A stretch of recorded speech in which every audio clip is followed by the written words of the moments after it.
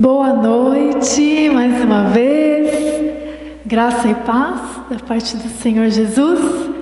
É uma alegria estar novamente aqui juntos com vocês para aprendermos mais, como ensinar, como aprender, como estudar a Bíblia e assim crescermos em maturidade e fé.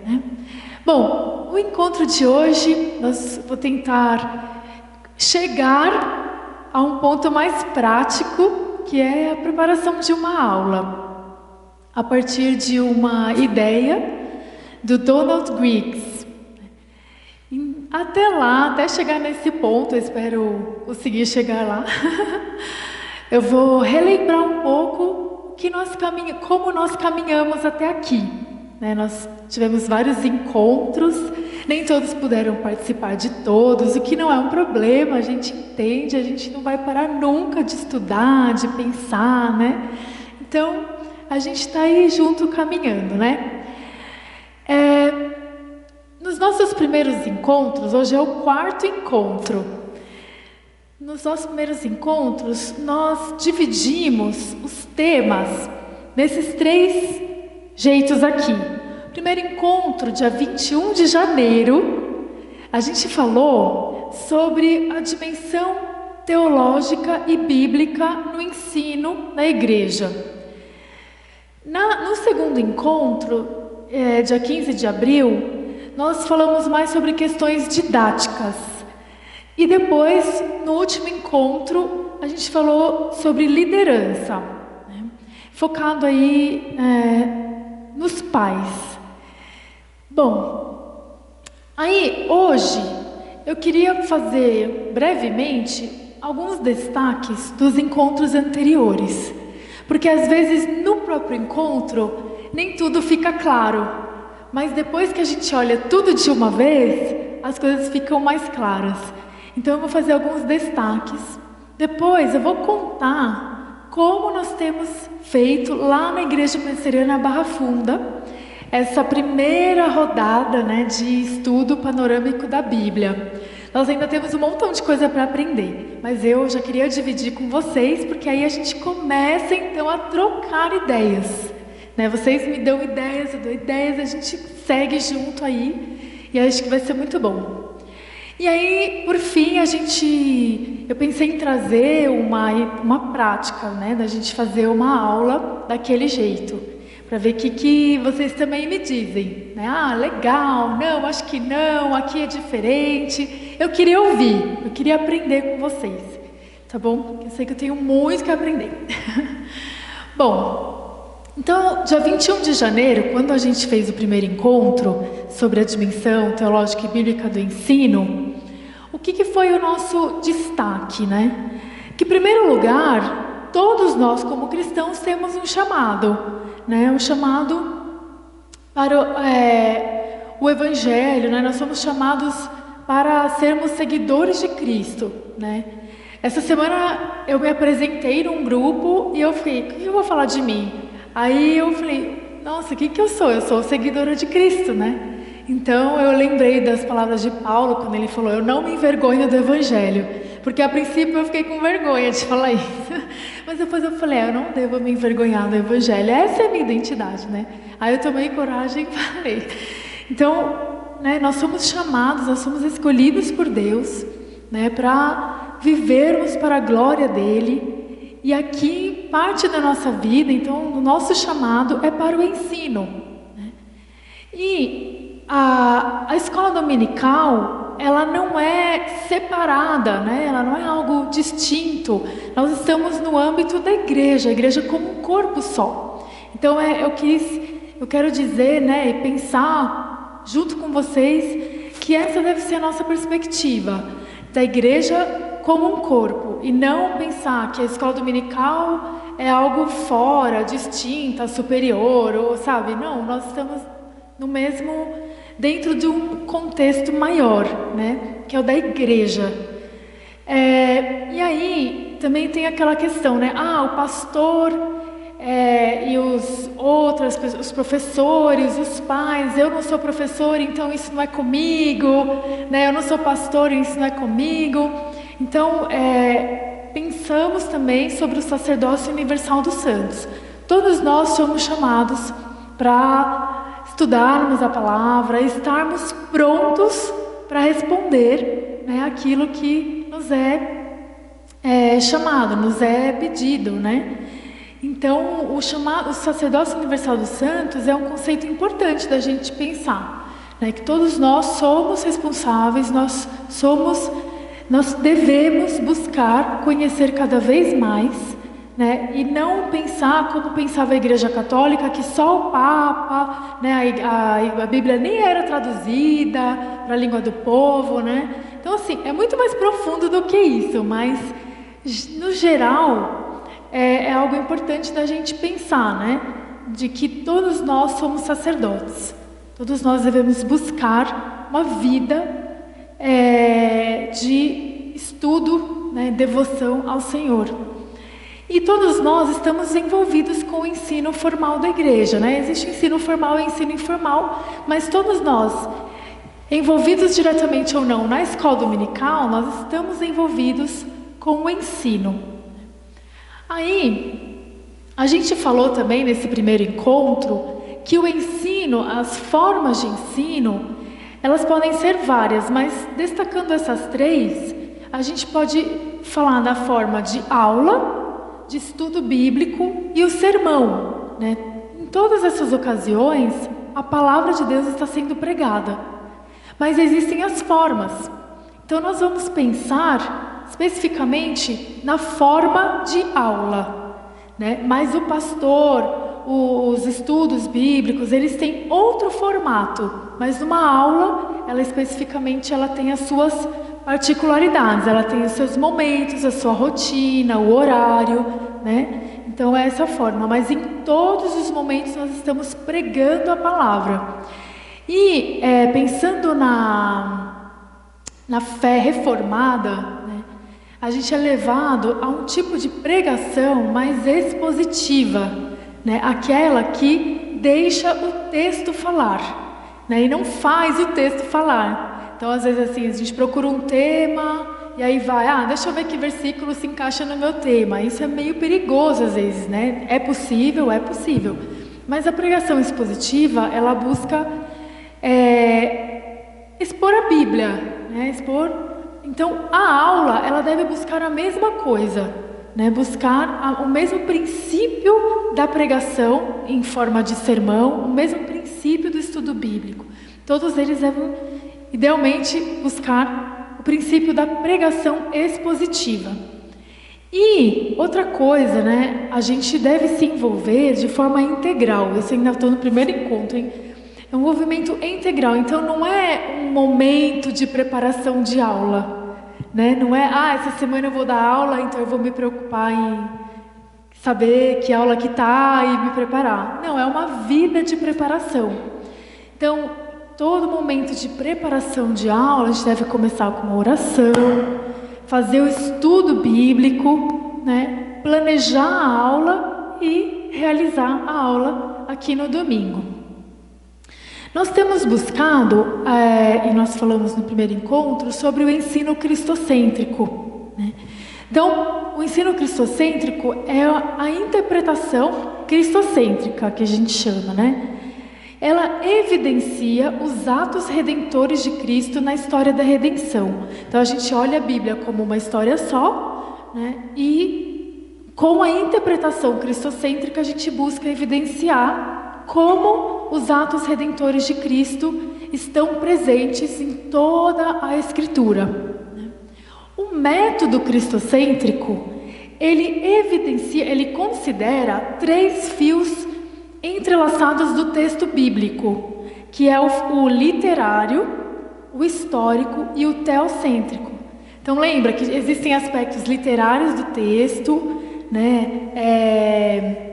Estrutura mesmo, gramatical, sabe? Paralelismo, repetição, estrutura quiasmática, o gênero textual, poesia, história, cartas, certo? Então tem vários gêneros e estilos também e outras coisas mais. Então, ao estudar para preparar a nossa aula, a gente deve considerar o aspecto literário, o contexto histórico e o sentido teológico daquele texto, né? E como que a gente faz isso? A gente contextualiza, né? Então começa a aula contextualizando, expondo as escrituras, explicando, né? A gente pode colocar aqui junto, né? Explicação e reflexão e por fim aplicação. Um sermão, ele geralmente é feito assim, né? O pastor começa introduzindo, né? Fazendo a contextualização, ele expõe, né? Lê o texto, explica, né? E aplica. Então, geralmente é esse o paradigma aí do sermão expositivo. Aí no nosso segundo encontro, quando a gente falou da abordagem pedagógica, a gente entrou em questões didáticas, né? Como se ensina, como se aprende. A gente começou dizendo o que é teoria, o que é abordagem, o que é método. Não sei se vocês lembram, a gente foi diferenciando uma coisa da outra. Depois a gente foi conversando sobre como as pessoas aprendem, sempre partindo de um conhecimento prévio, né, como Jesus mesmo fazia, dando um exemplo a partir do cotidiano das pessoas, e então seguindo, né, e ensinando novas coisas. E para nós, né, existem mais de 60 teorias de aprendizagem, né, humana. E aí você fala, nossa, qual que eu vou escolher, né? Então, assim, não, a gente nem precisa escolher, mas a gente precisa estudar, a gente pode estudar para que elas nos ajudem na compreensão de como as pessoas aprendem. E a teoria que a gente usa lá na igreja, né, é a que leva em conta um conceito de aprendizagem significativa. Então, eu trouxe um pouquinho da ideia desse conceito nesse encontro, e depois eu mostrei só esse template aqui de plano de aula. Não sei se vocês lembram, né? Porque já faz um tempinho. Mas eu mostrei no final esse template aqui, essa ideia de plano de aula, que consideram então 5 atos, né? 5 partes em uma aula, começando pela contextualização da aula, passando pela informação do texto bíblico, depois uma aplicação e aí um fechamento que a gente chama de inspirar, né? Que é o que o Griggs coloca no livro dele. Mas antes disso, o professor ele analisa o texto, né?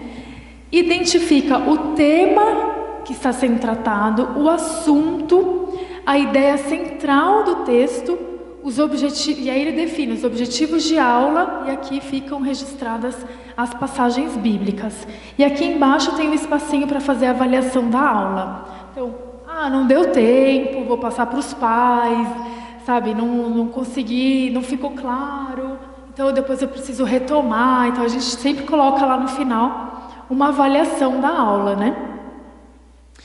Aí, que é esse daqui, ó, mostrei ali, mas está aqui, ó. Então, o tema, essa estrutura do plano de aula está nesse livro aqui, ó. A gente mudou alguma coisa da terminologia, mas as ideias são as mesmas do Donald Griggs aqui, Manual do Professor Eficaz. Tá?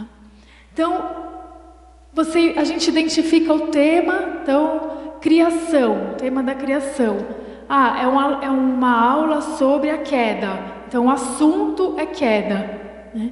Então, a ideia central, então, uma frase que a gente identifica, qual é a ideia central dessa aula? O que o aluno não pode sair sem ter entendido, né? De ideia central, o objetivo de ensino, o objetivo de aprendizagem. Então, eu vou ensinar tal coisa, meu aluno vai aprender tal coisa, por meio dessas passagens bíblicas. Então, o Griggs fala que no começo da aula, a gente busca fazer um convite ao aluno, né? Na contextualização, você convida o aluno para entrar no assunto da aula, né? Para que ele esqueça tudo e esteja aqui, né? Então, imagina, quem for São Paulino aqui, né? Que está pensando, está tendo um jogo, como é que será que está acontecendo lá o jogo, né? Não, esquece o jogo. Ele quase morreu, ele Foi para trás, bichinho. Tá tendo jogo, mas aí a pessoa realmente entra no assunto da aula e esquece que tá tendo jogo, né? Ou uma criança que está super ansiosa porque é dia dos pais e ela vai almoçar com o pai fora e, né, nossa, não, ela se envolveu e não está mais lembrando nada, ela está realmente na aula, né? Então esse aqui é a parte do convite, é o primeiro momento da aula. Depois você então é o momento que a gente chama de aquisição, porque ele vai, então tá, ele está aí, ele está te ouvindo. Então você vai expor o texto para ele, né? E então explicar, né? Existem, aqui está escrito abordagem, mas a gente pode chamar também de interpretação, né? Existe a interpretação cristo-icônica, a cristocêntrica, que é a que a gente está estudando, né? Uma complementa a outra, né? A cristo-icônica, ela olha, né, a Bíblia e busca encontrar tipologias, né? Pessoas que apontam para Cristo como ícones, né? Como tipos de Cristo. E a cristocêntrica, ela já tem uma abordagem mais histórico-progressiva, como que ao longo da história Cristo se revela nos seus atos redentores, né? Então, essa daqui é bem prática, assim, de como nós somos transformados à imagem de Cristo, a Cristo icônica. Então, essas pessoas, elas projetam, elas tipologizam, né, Cristo, e aí a gente pensa, nossa, como eu posso agir, responder como Ele, e ser mais parecido com Cristo. A Cristo icônica. E a cristocêntrica, ele evidencia mais os atos redentores de Cristo, né? Então, são duas abordagens ou interpretações complementares, né, que estão disponíveis aí, que nos ajudam a compreender, né, a examinar as Escrituras. Mas o que é interessante aqui é a gente buscar saber o que essa lição me ensina sobre Deus, né, identificar isso no texto, como isso me conecta a Jesus, que seria bem aqui a Cristo icônica, e como aponta para Cristo, que é a cristocêntrica. E aí eu tô lembrando aqui que eu estou falando com pais também, né? Que não necessariamente estão na escola dominical. E aí, gente, tudo isso aqui se aplica tanto aos professores quanto aos pais. Porque quando você vai começar o seu devocional em casa, você pode seguir essa mesma estrutura, né? Começando, pergunta como foi seu dia? O que aconteceu de mais legal hoje? E aí pode ser um gancho para contextualização, né? E aí vamos ver o que a Bíblia nos diz, né? E aí você explica o que a Bíblia diz, aplica, né? Então, geralmente, quando a gente fala em aplicação e cosmovisão, são os compromissos firmados a partir do que nós aprendemos, né? Como que isso vai mudar a nossa vida. E aí, uma conclusão, um fechamento. Então, uma oração, né? Geralmente, na igreja, a gente termina realmente essa parte com uma oração. É uma música que fale sobre aquilo, termina com um vídeo e tal, mas é um momento de inspiração.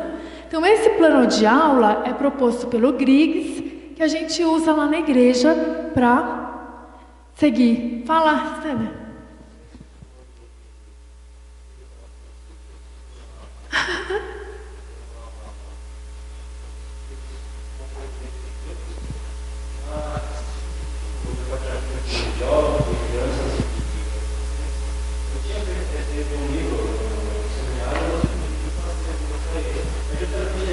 Ah, é? Olha!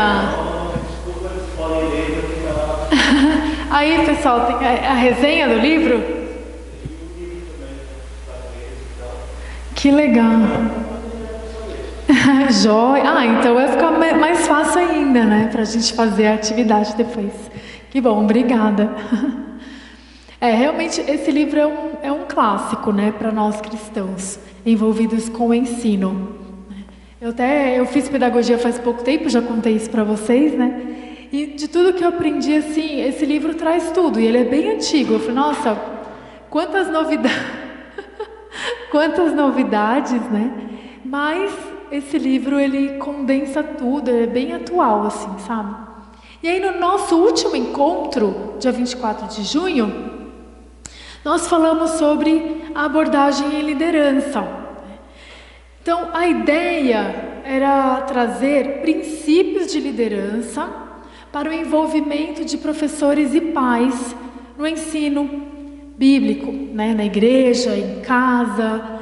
E aí eu procurei trazer uma ideia mais técnica mesmo. Fui estudar um pouco de liderança e queria ver como que as abordagens, os estilos de liderança poderiam nos ajudar aqui a pensar em como que os pais podem liderar, né, a partir de suas casas, a partir de dentro de casa, o ensino bíblico, porque a igreja, ela apoia isso, mas quem são os responsáveis? O Stanner leu hoje, né, em Deuteronômio 6, é a família, são os pais, né? Então, uma aula que o aluno já estudou em casa, ela é muito diferente do que uma aula que o aluno chega aqui e nunca viu, nunca ouviu falar, né? Então é preciso muita reflexão. Os pais são os melhores contadores de histórias para os seus filhos, né? Eles conhecem melhor os filhos do que ninguém, né? Então, isso é responsabilidade dos pais, né? Então aquela ideia de liderança para a família e para a igreja, né? Queria trazer quais são os princípios. Todo o estudo de liderança me levou ao conceito, à ideia, né, de discipulado, né, de caminhar junto, né, ao levantar, ao deitar, né, comendo, como diz, né, colocando nos umbrais das portas, em todo lugar. Então é um processo, né, é um processo contínuo de caminhar junto, né, de fazer discípulos, certo? E aí, algumas referências, né, que eu trouxe para nós, principalmente essas duas aqui, de um livro que chama Liderando como Jesus, que ele fala sobre a liderança em 4 dimensões, né? Então, liderar o coração, né? A nossa mente, né? A cabeça, coração e mente. As mãos, né? A parte do fazer mesmo. E os nossos hábitos. Então, essas 2 dimensões são mais tácitas, né? E as outras mais explícitas. Então, aqui é com relação ao que nós pensamos e o que nós fazemos. Então, como Jesus liderou, né, nessas dimensões e como nós devemos seguir o exemplo de Cristo, né? Pastoreando o coração dos nossos filhos, o coração das nossas crianças, né, dos nossos alunos, e também caminhando junto com eles, né, dando exemplo, agindo, procurando momentos, procurando oportunidades, né, para estarmos juntos. E aí também eu trouxe a ideia de liderança transformacional, porque ela traz essas 4 dimensões também, 4 fatores que eles chamam, né, da influência idealizada, ou seja, você ser um exemplo, né? Então é aquela coisa do ideal mesmo. Então é você como pai. Tá, eu quero ensinar meu filho a ser um estudioso da Bíblia. Então começa por você, né? Entende? Então a gente tem que primeiro criar esse hábito, né? Eu cobro do meu filho, mas eu não faço, né? Então não faz sentido. Então uma liderança transformacional começa com o líder agindo da forma que ele quer que o seu liderado faça, né? Então é uma influência idealizada e não aquela que cobra, que só, né, manda, mas é uma influência idealizada. A motivação inspiradora, né? Aí a própria palavra já explica, né? Estimulação intelectual, então realmente dê livros para os filhos, sabe? Estimule mesmo o estudo, né? E a consideração individualizada. Essa consideração individualizada, ela é mais possível em casa mesmo.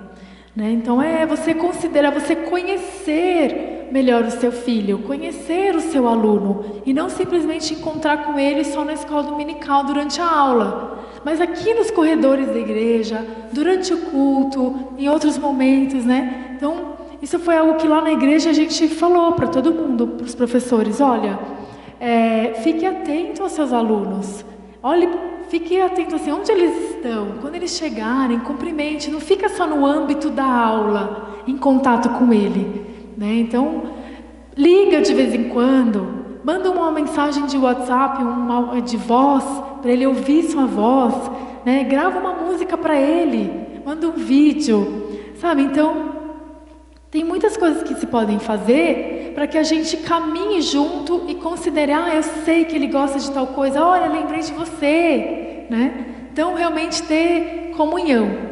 E aí, a gente fez também na aula, no encontro passado, uma leitura de cenários, né? A maioria dos pais que estavam aqui falou que os filhos a maioria da faixa etária era de adolescentes, né? E eu já sabia, né? Mas eu perguntei mesmo assim. E aí eu trouxe uma leitura de cenários da geração dos adolescentes de hoje, né? É claro que é louco, né? Porque a gente está numa igreja coreana, no Brasil, e eu trouxe uma leitura de cenário dos adolescentes dos Estados Unidos. Então depois eu pensei, meu Deus, que loucura, né? Mas a gente não tem essa leitura, né, do Brasil. Eu pelo menos nunca não encontrei uma tão bem feita. Então é de um livro que chama IGEM, né? I porque é a geração dos smartphones, né? E aí a gente vê um pouco sobre o perfil dessa geração, que no geral ela é mais apática que as outras gerações. Então, por exemplo, quando a gente era adolescente, pelo menos no Brasil, era uma geração mais rebelde. Então, aquela coisa, adolescentes rebeldes, né? Hoje o perfil do adolescente, pela leitura desse cenário, é de um adolescente mais apático. E muito da explicação disso é que ele tem o seu smartphone. Porque assim, pode o mundo estar caindo, não tem problema, eu estou aqui no meu mundinho virtual e tudo bem, né? Aqui, quando eu quero falar, eu ligo, quando eu não quero, eu desligo, né? Mas esse perfil de geração está vivendo num contexto, né, que eles chamam aí de mundo VUCA e mundo BUNNY, não sei se vocês lembram, mas é que é um mundo volátil, cheio de incerteza, né? E assim, eu estou lidando com livros didáticos lá no Mackenzie, o que mais sai de tema é relacionado ao escapismo. É incrível, assim. Tudo. Você vai estudar física, você vai estudar geografia, história, português. O que mais surge de tema, de pano de fundo para ensinar, está relacionado ao escapismo. Ou seja, vai estudar física? Então, lançamento de foguete para conhecer, entendeu? Sabe, colocar algo em órbita, criar outro mundo, ir para descobrir outro planeta para habitar. Por quê? Não existe solução aqui, então vamos descobrir outro planeta, vamos colonizar outro lugar. Então, metaverso, todas essas ideias, elas estão muito presentes nos temas dos livros didáticos hoje, porque a gente faz uma curadoria da concorrência, né? E isso está muito presente. Por quê? Porque eles estão apáticos aqui, mas ao mesmo tempo está acontecendo, né? Então, como as pessoas no geral estão lidando com isso? Fugindo da realidade. E quando não podem fugir, o que está muito presente? Fake news. Então, eles querem distorcer a realidade, né? Então, aquela imagem que eles projetam no Instagram não é real, né? Eles não estão bem daquele jeito. Eles não são perfeitos daquele jeito, mas tudo bem, o filtro me projeta assim, mas ele não é assim. Então tem muito disso acontecendo, né, nessa geração, eles estão vivendo isso. E então o encontro passado a gente falou, né, essa leitura de cenário, só para lembrar, então o mundo VUCA, que são as dinâmicas do mundo atual, segundo essa leitura de cenário, né, e as implicações. Então é um mundo de muita volatilidade, e isso traz fragilidade, né? Um mundo complexo, né? Muitos dados, muitas coisas disponíveis, muitos processos, e isso traz uma não linearidade, né? Uma implicação de não linearidade nessa complexidade toda. Incerteza, que traz ansiedade, né? Ambiguidade, que traz incompreensão. Tá tudo meio assim porque não cabia, não sabia o que falar. Então, incompreensão. Então, é nesse mundo, né, nesse cenário que nossos alunos estão vivendo, né? num mundo realmente complexo, com muitas informações, muitos dados, muitas coisas, né? E a gente, então, precisa lidar com isso e tentar compreender. Aí, hoje, eu queria conversar com vocês, mostrar para vocês o caso da Igreja Presbiteriana na Barra Funda, como que a gente tem feito lá. Mas, assim, primeira coisa, né? O que está sendo feito lá não é paradigma, né? É só realmente compartilhando com vocês, como a gente tem feito. Mas cada igreja tem a sua realidade, o seu perfil, né? E não é tudo perfeito. Eu vou contar aqui tudo que é bom, mas tem muitas questões desafiadoras que a gente enfrenta lá. Eu conto também. Aí a gente faz uma prática. Então, a gente começou em outubro de 2020, né, o Conselho da Igreja Presbiteriana da Barra Funda aprovou o início da escola dominical, que estava previsto para começar em novembro, todo domingo, das 9h30 às 10h15.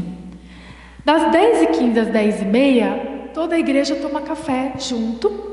E depois tem o culto, das 10h30 e geralmente vai até 1h da tarde. É um culto bem longo. Então a gente tem só um culto por domingo lá, mas a gente chega na igreja geralmente umas 9 e fica até 1 da tarde. E uma vez por mês a gente almoça junto. Eu sei que vocês também fazem muito isso, né? Isso é muito, muito legal. Agora, vários jovens lá vão direto almoçar juntos, porque o perfil lá é de gente do interior, é de gente que mora sozinho em São Paulo. Então, não é tipo, eu volto para casa para almoçar com os meus pais, os meus irmãos, meus sobrinhos, então, aquela coisa de família, né? Família mineira, grande e tal. Mas muita gente lá da igreja não tem esse perfil. Então, eles se juntam e almoçam lá perto, no Big, no supermercado que tem lá, tem um restaurante muito bom, assim, barato e tal. Então, esse é o perfil. A primeira coisa que a gente buscou foi definir a nossa missão. E aí, o pastor Mauro fala, a missão da igreja, ela já está dada. Né? Ir de fazer discípulos, nós temos essa missão. Mas eu falei, mas nós vamos pensar na igreja, na escola dominical, no ensino bíblico e teológico. Deixa eu passar aqui para o próximo. Eu já volto. Porque assim, o que a gente queria responder, né? Quando a gente define uma missão, a gente usou o mesmo esquema de uma escola secular mesmo, uma escola qualquer. Como que ela define a sua missão, geralmente? Define assim. Né? Nós somos uma escola, entendeu? O quê, né? Então, nós somos uma igreja discipuladora. O quê? Para quem propósito? O quê? Que ensina a doutrina pautada no conhecimento bíblico, focado na história da redenção, por meio de uma abordagem cristocêntrica. Essa foi a nossa missão definida. Para quem?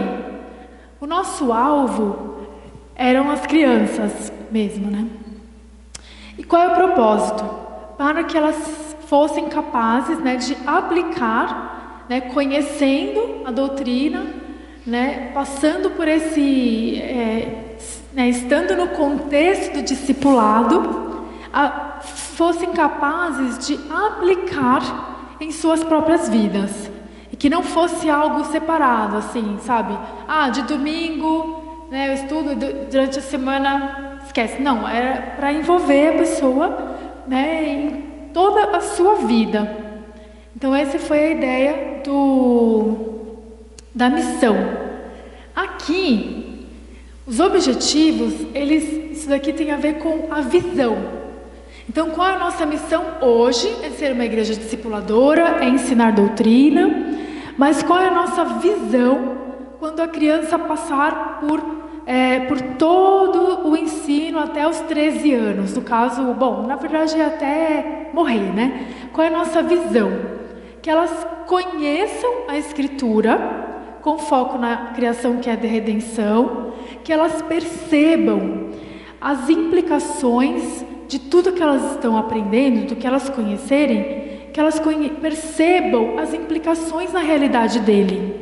né? Então, aconteceu lá em Atenas, mas o que isso tem implicação na minha vida hoje, né? Para que elas apliquem nas mais diversas áreas da vida, em todas as áreas da vida, né? Na área sentimental, na área profissional, na área financeira. Então, como que isso se reverbera nas áreas da sua vida? Vou dar um exemplo recente daqui, né? Então, elas conheceram, nós vimos recentemente a carta que Paulo escreveu aos Coríntios, na segunda carta. Agora eu não sei se é a primeira ou a segunda carta, mas ele agradece os coríntios pelas ofertas, pelas contribuições. É na primeira? Acho que é na primeira. 1 Coríntios 8, se eu não me engano. Que ele ele agradece pelas contribuições que as igrejas lá da Macedônia deram, e que Paulo, quando Paulo... ele agradece. E depois em Romanos, na carta que Paulo fala para os romanos, ele até fala assim: olha, eu quero ir visitar vocês, mas antes eu vou levar umas ofertas para Jerusalém, depois eu vou para Roma e depois eu quero ir para a Espanha. Paulo fala, né, na carta. Bom, esse conhecimento, a gente queria que as crianças percebessem que ele tem implicação na vida deles. Como? Nós estávamos estudando Atos, né, e como que o Evangelho estava sendo dito, né, pregado lá na igreja primitiva. Logo depois que Jesus foi para o céu, ele falou, né, pregar, começa em Jerusalém, Judéia e Samaria até os confins da terra. Então eles estavam nessa fase de pregar o Evangelho, eles estavam realizando as viagens missionárias, né?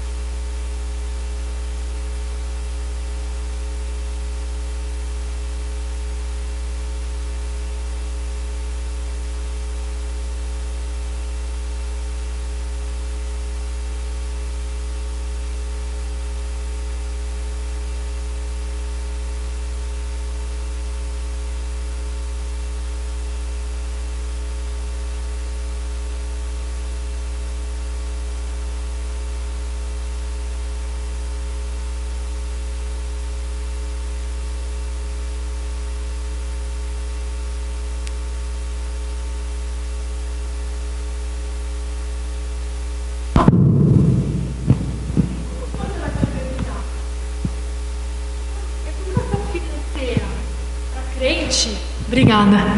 Educação financeira para crente, ela inclui uma organização de forma que a criança vai depois, né, estar acostumada já com a ideia de separar os 10% do dízimo, né, e quando for possível ofertar, né?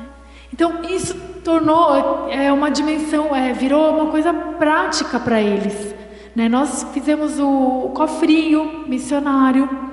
Então hoje eles têm em casa o cofrinho missionário, toda semana a gente lembra, né?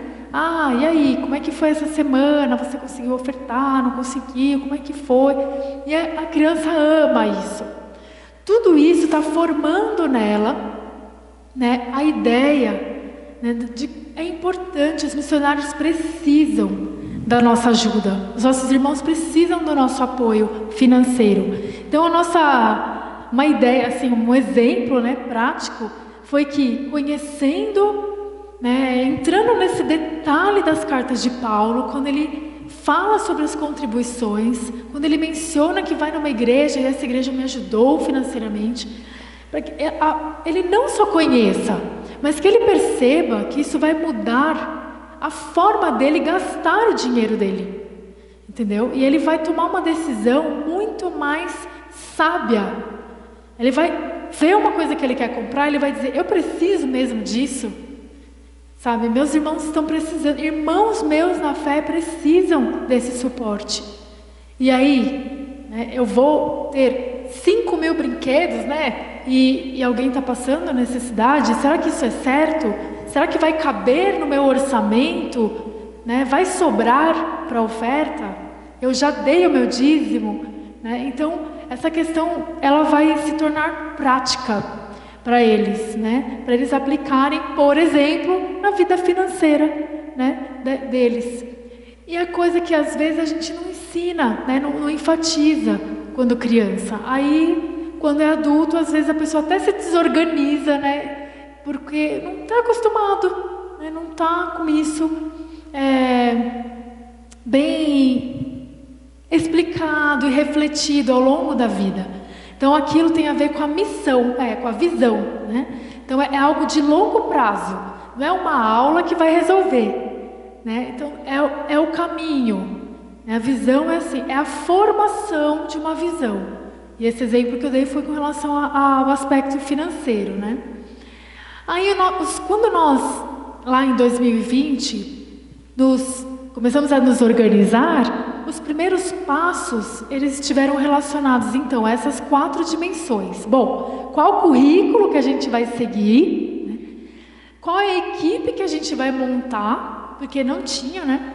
Quais serão os nossos recursos didáticos e os recursos físicos, né? Porque a gente tinha um monte de sala lá vazia. Uma outra cadeira, uma outra mesa.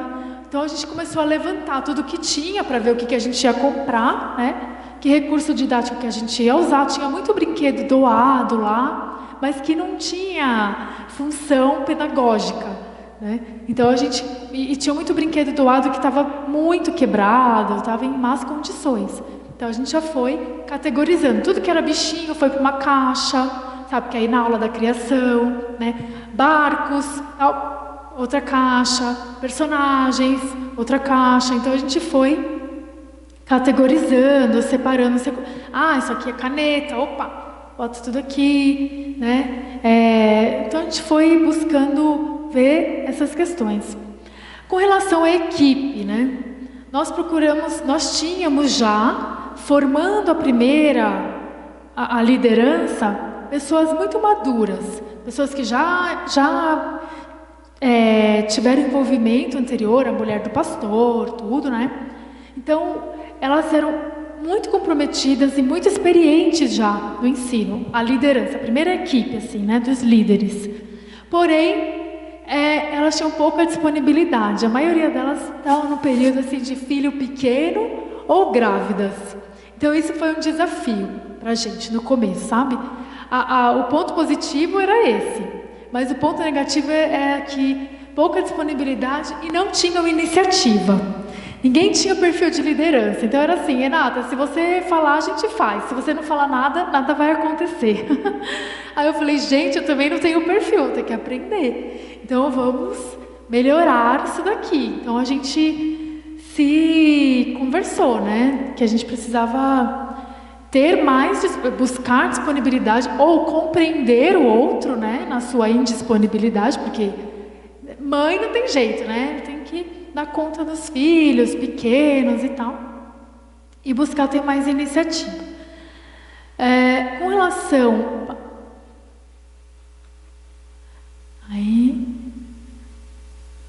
Acho que... foi. Eu passei algum? Não sei. Passou a mais? Não? Tá. Aí a gente subdividiu a equipe por pontos focais. Então, os pastores são os líderes, né? O pastor Mauro e o pastor Jonatas, eles são os nossos líderes. E nós, então, buscamos um ponto focal na área administrativa, um ponto focal na área pedagógica e um ponto focal para a área da comunicação. Então, quando a gente viu que cada um tinha um perfil, então, eu falei assim, não sou boa nisso, mas eu sou boa para cuidar da parte administrativa. Então, uma pessoa ficou responsável.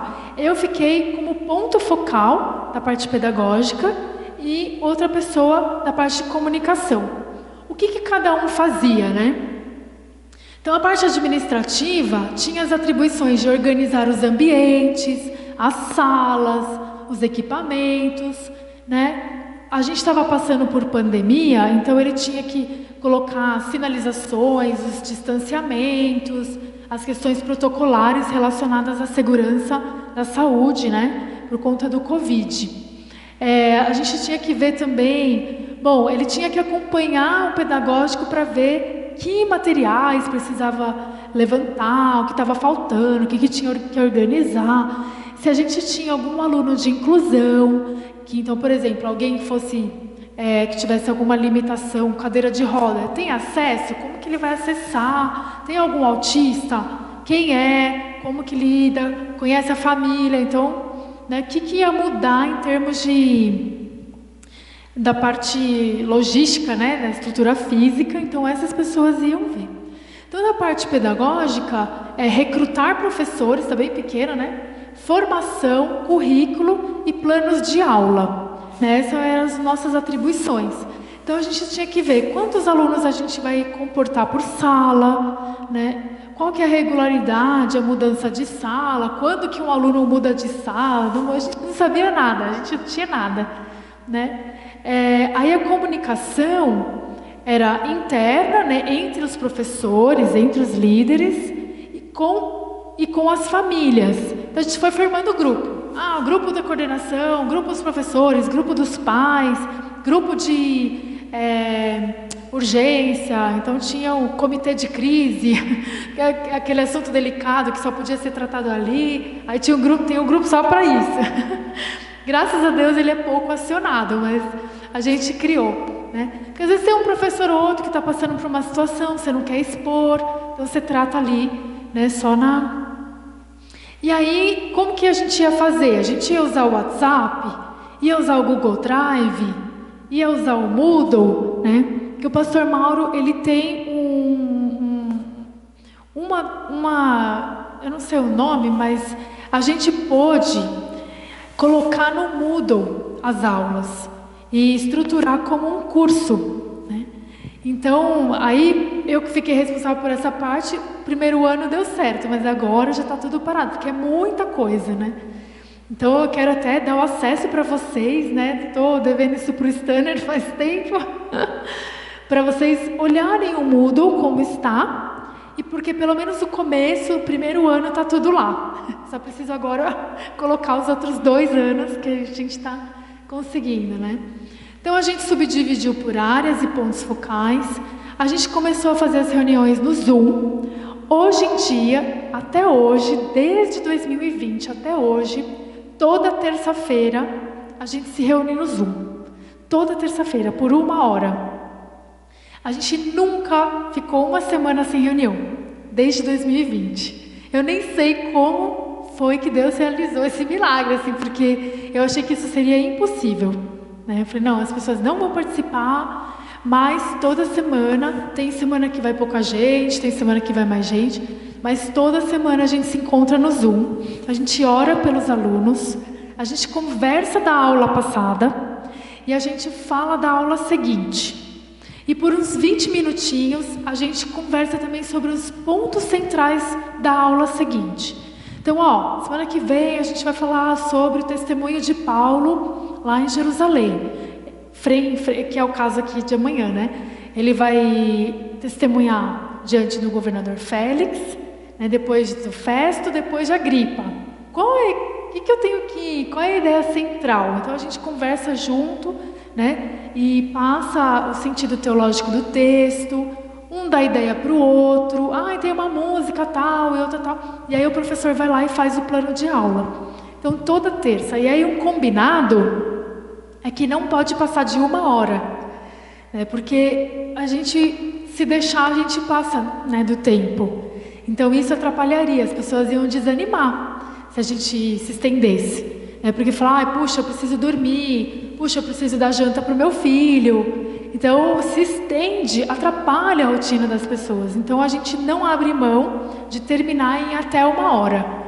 E se for uma coisa muito prática, assim, a gente termina antes, mas é raro. Geralmente, a gente fica 1 hora mesmo. Mas não passa de 1 hora. E isso ajuda muito que as pessoas vão. Elas participam porque elas sabem que a gente vai respeitar. Aí a gente definiu as salas, e a gente definiu as salas em função da realidade da igreja. A gente não sabia muito bem como fazer, Então a gente falou, não, vamos pensar nas crianças. Eles conheciam bem as crianças, vamos pensar nas crianças, o que vai ser melhor para elas. Aí a sala 1, que é o berçário, né? É de 0 a 1 ano, tinham 6 crianças. A sala 2, de 2 a 3 anos, tinham 6 crianças. De 4 a 6, tinham 8 crianças. De 7 a 10 anos, tinham 4 e não tinha nenhum adolescente, que seria de 11 a 13. E aí depois, hoje tem 3 adolescentes. E aqui tem mais, porque foram nascendo um monte de criança. Aqui no berçário tem acho que mais de 10 bebês hoje. É o que mais tem, a sala mais cheia é a do berçário. E aí aqui, essa daqui deve ter umas 6, ainda deve ter 6 ou 7. Aqui também, deve ter menos. 7 a 10 tem mais, talvez 7 ou 8. Então não somos muitas crianças. Agora acho que de 30 a 40 crianças no total. Considerando que 1/4 disso é tudo bebê. É muito legal o berçário lá. Aí foi criado por ideia de uma irmã, né? Vamos criar um logotipo? Aí, tá, você é boa nisso, pode criar, fica à vontade. E aí ela falou, como o ensino é cristocêntrico, e no começo só tinham 4 salas. Não tinha sala de adolescente. Então ela colocou 4 digitais, né, como representação da identidade de cada sala e todas apontando para Cristo, né? Então virou o nosso logotipo, foi bem legal, né? Tá. Aí, que mais? Então a gente tinha liderança formada, mas a gente não tinha os professores. Então a gente criou um Google Forms, ou na verdade o Google Forms, para fazer uma sondagem de quem teria interesse em participar e qual faixa etária, né? Então eles colocavam o nome, o e-mail, a sala e alguma coisa para escrever, aqui que eles quisessem. Então a gente deu aviso, a gente ficou numa mesa lá e enviou o formulário. Aí depois que as pessoas se manifestaram, a gente fez uma reunião com a equipe, né? Dividiu. E aí o pastor Mauro conseguiu uma bolsa para todo mundo desse curso aqui de Panorama do Antigo Testamento, que é do Perguntar Não Ofende. Agora o Augusto Nicodemos lançou de novo um curso de Panorama do Antigo Testamento. Esse curso aqui, quem dá é o reverendo Mauro Meister. Esse outro curso é o Nicodemos. Então existem 2 cursos relativamente parecidos sobre o Antigo Testamento. E eles custam, na época, era acho que 200 e poucos reais, e eles dividiam em 12 vezes. Então não era um curso inacessível. Mas o pastor Mauro conseguiu 10, 15 bolsas, e aí todo mundo pôde fazer de graça, né? E aí os encontros periódicos. Então a gente tinha esse apoio e os encontros, né?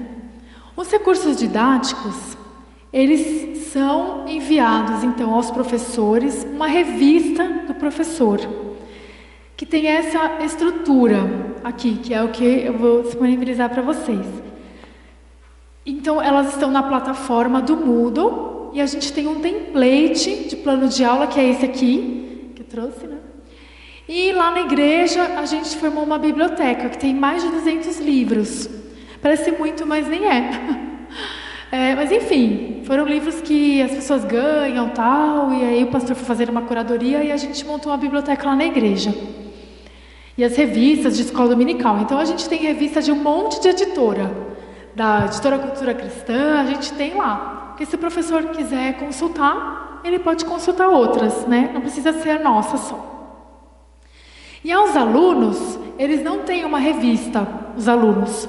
Eles têm, realmente, são os brinquedos, jogos, cartolinas, colas, tesouras, e a gente faz atividade dependendo da aula, né? Essa é uma estrutura típica da lição.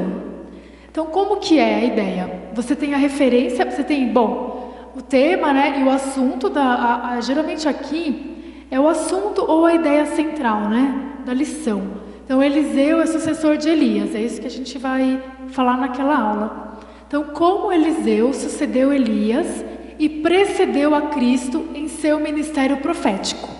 Então era isso que a gente queria que ele entendesse na aula. A referência é 1 Reis e 2 Reis aqui, né? O breve catecismo, na pergunta 24, iria nos apoiar aí como lente interpretativa do conceito bíblico aqui estudado, né? Então, toda a aula, toda a revista do professor, ela tem uma parte de introdução. A gente explicita aqui a ideia central do texto, a abordagem cristocêntrica, como que a gente aponta para Cristo por meio do ministério de Eliseu, e como a gente aplica isso, né, nas nossas vidas, e ensina o aluno a formar uma outra visão de mundo, que é a parte da cosmovisão cristã, né? E aqui são as aulas no YouTube, que o pastor sempre dá uma aula antes para os pais. Então, se essa aula aqui, não tem o número dela aqui, né? Mas ela tem o número. Então, a aula 117, por exemplo, amanhã os pais vão ter a aula 117. E os filhos, as crianças vão ter a aula 116. Porque aí, ao longo da semana, os pais ensinam em casa. E aí, no domingo seguinte, as crianças já vão sabendo, né? Então, é outra aula, é uma aula mais interativa mesmo, que segue o Griggs, mas a criança ela já está envolvida, ela já está sabendo, ela já está... Então, no YouTube tem a aula para os adultos, né, que é o reverendo Mauro que dá, às vezes e 2 seminaristas e um presbítero. Nós somos os professores lá dos adultos, né? Então, os recursos físicos, no começo a gente tinha esses aqui, hoje a gente já tem uns melhores, né? Já conseguimos oferta, compramos os melhores, mas no começo eram esses aqui, né? Aí, a gente agora também criou, né? Agora não, desde o começo, né? A gente criou um card para os pais. Então, os pais, além da aula, eles recebem um card toda semana no grupo de WhatsApp. Nesse card, a gente coloca aqui, né? O tema da próxima aula a gente manda geralmente na segunda-feira para eles. Então, ao longo da semana, vocês vão estudar, né, sobre esse tema, Yahvé, Deus e não Baal. Está baseado em 1 Reis 18 e 19.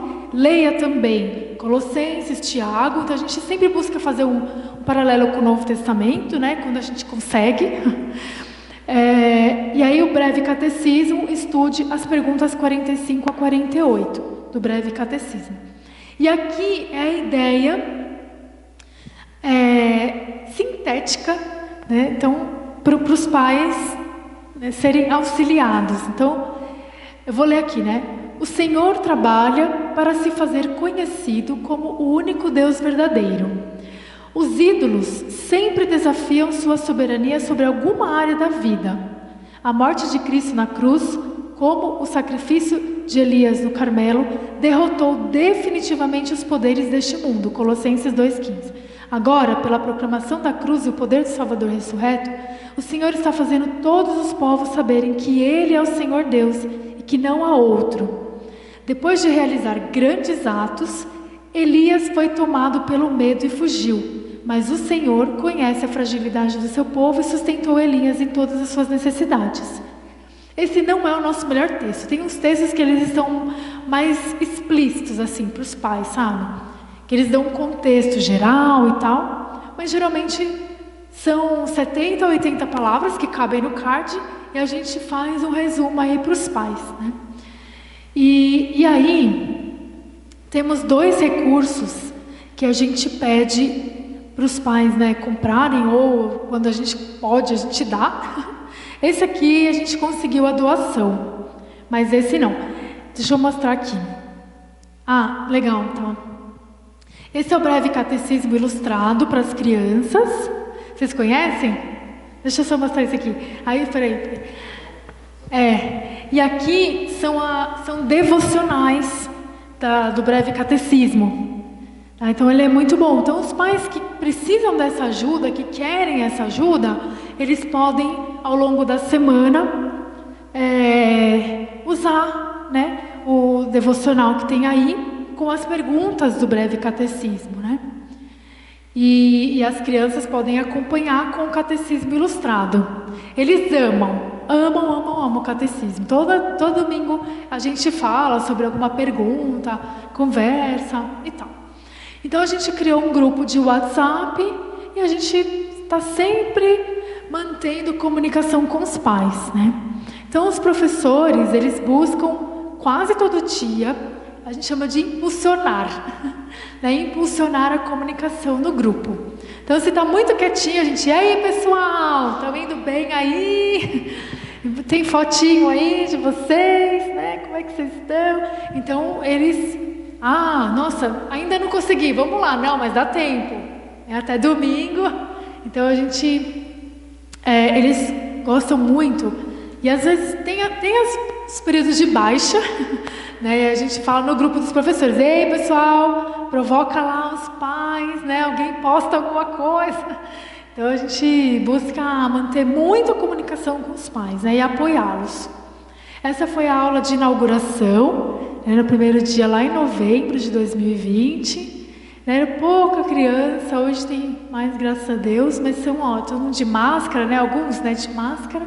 Esse é o nosso pastor, o pastor Mauro. E nesse dia, o Emílio Garófalo, que é um pastor lá de Brasília. Ele é muito querido, assim. Ele ia pregar na nossa igreja. Então o Mauro chamou o Emílio para dar a primeira aula, né?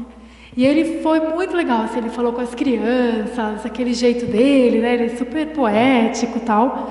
Então a gente contou com essa participação especial do Emílio dando aula, né? E outra coisa que a gente busca, né, irmãos, fazer é manter a comunhão entre a gente, fora da igreja mesmo, né? Isso é muito importante. Então, a nossa irmã aqui, a Raquel, né, ela tem uma página no Instagram com muitas coisas. Eu tô falando porque me falaram, eu não tenho Instagram, mas todo mundo fala que o Instagram dela é muito bom. E a gente foi na casa dela fazer um churrasco, aí as crianças foram também. Então foi legal, as crianças, né, ficar com a gente fora da escola dominical, né? Passar o dia todo mundo junto, só para brincar junto, comer e tal. E aí a gente fez uma reunião de professores também, né? Uma roda para todo mundo falar. E aí, como é que tá? O que precisa melhorar? O que eu aprendi e tal. E aqui reflete o envolvimento de toda a igreja, porque foi um teatro que a gente fez para as crianças, que a gente não ia ter professor. Muitos professores falaram, eu não sei fazer teatro, não vou conseguir. Então a gente chamou o pessoal da mocidade, todo mundo falou, todo mundo aí que quiser, por favor, a gente precisa de gente para ajudar a gente na interpretação de uma história, né? E então, muita gente aqui não era professor. Ele não era professor, o Renan, e hoje ele é professor. Esse dia, inclusive, ele falou, nossa, eu gostei. Eu vi que a criança não é tão assustadora assim, né? Então eu quero dar aula e tal. Então foi muito bom, né? Porque tem muita gente que tem medo de dar aula para criança, né? Porque fala, eu não vou dar conta, né? Se eles fizerem alguma coisa. Outra coisa que a gente faz, que também não pensem vocês que foi fácil, foi pedir para os pastores darem aula para criança. Quando a gente chamou o pastor Mauro, ele falou, não. Vocês vão fazer isso, eu tô fora. Eu falei, pastor, é importante as crianças te verem, né? Não. Aí a gente insistiu muito, e aí ele falou, tá bom, eu vou, mas com muito temor. E aí ele falou sobre o tabernáculo, ele até montou um tabernáculo lá na casa dele, ficou todo empolgado. Hoje ele tem um netinho, né? Então assim, o pastor Mauro mudou muito. Ele era muito assim, não. Hoje ele já tá assim, ele chega, as crianças abraçam ele, é muito bonito assim de ver, sabe? Essa mudança assim. Então ele deu aula e as crianças amaram assim. E o pastor Jonatas, ele já é mais acostumado com criança, porque ele tem 3 filhos, né? Então, para ele foi mais tranquilo, ele é bem simpático e tal. Mas foi muito legal ver os pastores dando aula. Agora a gente quer colocar os presbíteros também para dar aula. Mas eles ainda não aceitaram. Então essa é a carinha das crianças olhando para o pastor nessas duas fotos aqui. É muito bonitinho, né? E aqui é uma foto deles orando. Essa foi a aula do tabernáculo. Essa aqui foi a aula do Muro de Jericó. Então a gente tem buscado, né, fazer... Nem todas as aulas são assim. Na verdade, raramente as aulas são assim, né? Então a gente não faz toda semana um espetáculo, não dá, né? A gente ia morrer sem dinheiro e sem energia, né? Mas de vez em quando a gente fala, ei, vamos fazer uma aula especial, vamos montar, aí a coisa sai. Mas não é todo domingo, não dá, né? Então essa aula foi bem legal, eles montaram e depois destruíram lá. Então a gente aqui não tinha mesa, fazia tudo no chão, ou tinha só uma, né? Essa aqui é a sala de 7 a 10, né? Estudando a Bíblia. Uma coisa que é legal lá, que foi deles, né? Eles não gostam de Bíblia infantil, as crianças lá. Elas não querem. Elas sempre querem a Bíblia de adulto. Então, elas usam a Bíblia de adulto mesmo, sabe? E eu lembro que foi uma coisa que a gente começou falando assim: professores, sempre que vocês forem dar a aula, estejam com a Bíblia em mãos. Abram a Bíblia e leiam na Bíblia, conte a história lendo a Bíblia, né, para que ele veja que você está falando sobre a Bíblia. Ele vai ver isso e vai olhar para você e vai ver que você está olhando na Bíblia, vai falar, opa! E aí a gente entende que foi uma coisa que deu certo nesse sentido, porque naturalmente ela quer pegar a Bíblia, aí você, opa, tem uma igualzinha. Então a Bíblia do professor, nem sempre, né? Por exemplo, essa daqui é a minha Bíblia. E é engraçado que você vê, eles querem a minha Bíblia, mas eles têm a deles, que é menor, mas eles sempre querem a nossa. Então a gente procura usar a mesma Bíblia, igual. Porque a criança é incrível como tudo ela associa, né? E é bem bonitinho isso, os bebês também, sempre usam a mesma Bíblia. Aqui é o berçário, essa é a esposa do pastor, a Denise também, ela não queria dar aula de jeito nenhum, ela não. Mas hoje ela é uma professorona, super boa. Deixa eu ver, já são 7h20. Ainda tem umas coisinhas para falar.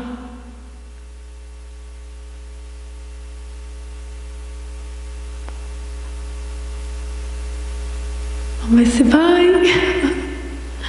Não tá indo. Vamos ver se alguém me ajuda aí.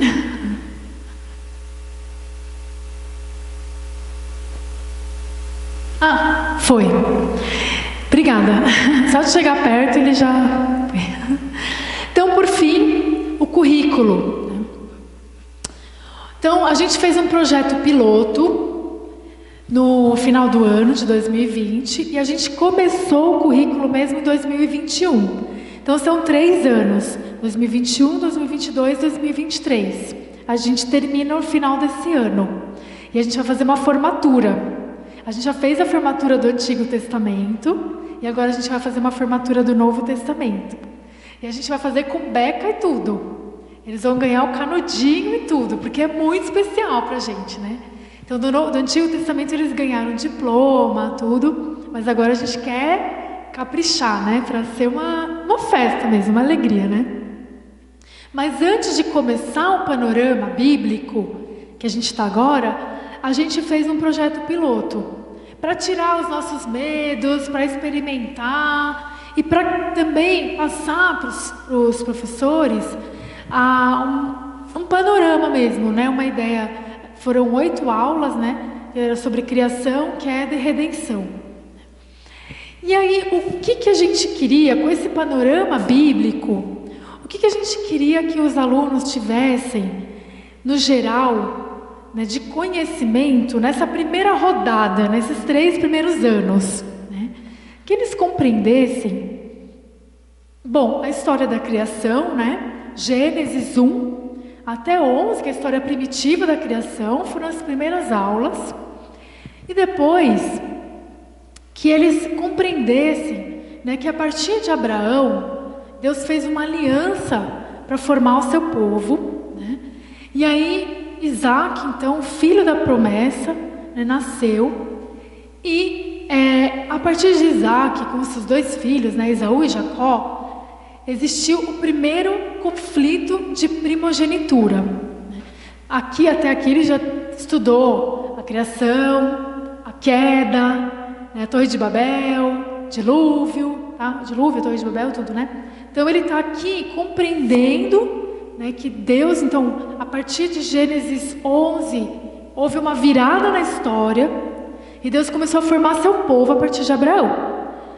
E aí Isaac nasceu, filho da promessa, Esaú e Jacó, houve o primeiro conflito de primogenitura. A partir daqui, então, Deus está formando o seu povo, o povo começa a crescer, né? Então Abraão, Isaac, ele teve 11 filhos, mais José, que foi vendido como escravo, levou o povo, né, por meio da ida de José ao Egito. A família, então, foi para o Egito, os hebreus, né, foram para o Egito e ficaram lá. Bom, ficaram lá 400 anos, se tornaram escravos e passaram fome em Israel. Eles clamaram a Deus, né, por libertação. Né, lá em Êxodo fala, né? E aí Moisés, que nasceu sem futuro, sem perspectiva, foi escolhido por Deus para acabar com a escravidão do povo no Egito. Essa é a história, mas ela tem um sentido teológico, né? Então tudo isso também é ensinado para eles, mas eles precisam compreender essa sequência de fatos e o significado deles. Então, depois que eles foram libertos da escravidão, eles foram rumo à Terra Prometida, né? Que é o que nós estamos fazendo. Nós estamos indo para o céu, né? Para a nossa Terra Prometida, para o novo céu e nova terra. E aí, quando eles chegaram na Terra Prometida, sob a liderança de Josué e Caleb, o povo de Deus desobedeceu, ao ocupar a terra, não matou todos os povos que estavam lá, né?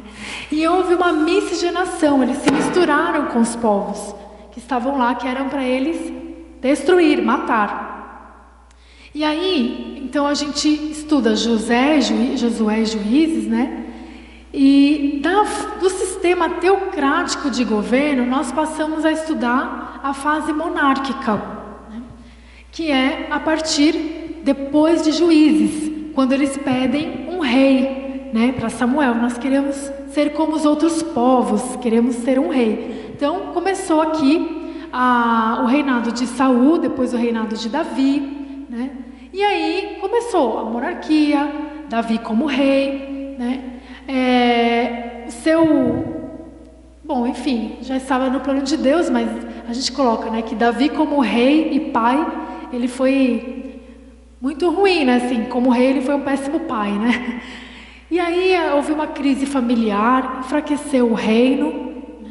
Houve divisão do reino, né? O povo de Deus ficou frágil. Tudo isso eu estou contando para vocês terem em mente que a criança precisa ter essa visão geral. Então, toda a aula a gente vai retomando, entendeu? A gente avança trazendo tudo isso de volta. Avança trazendo tudo isso de volta, essa é a ideia. Então, essa divisão do reino deixou o reino muito fragilizado. Eles foram levados cativos, né? Foram feitos escravos. Primeiro no Reino do Norte, pelos assírios, pelo Império Assírio, depois a Babilônia, né? E depois, sob o domínio persa, eles puderam voltar ao Reino do Sul e reconstruir a cidade, os muros de Jerusalém, né? E aí a gente estuda então a liderança, né, de Esdras e Neemias e o fim da profecia lá em Malaquias. Então, baseado nessa visão geral, a gente montou aí o currículo, as aulas do Antigo Testamento, dá mais ou menos 70 aulas, né, para falar esse panorama. Aí agora depois a gente tem o período interbíblico, e então João Batista, ele prepara, né, o caminho, o ministério de Jesus, ele aponta para Cristo. Então, preparai o caminho, aplanai as suas veredas.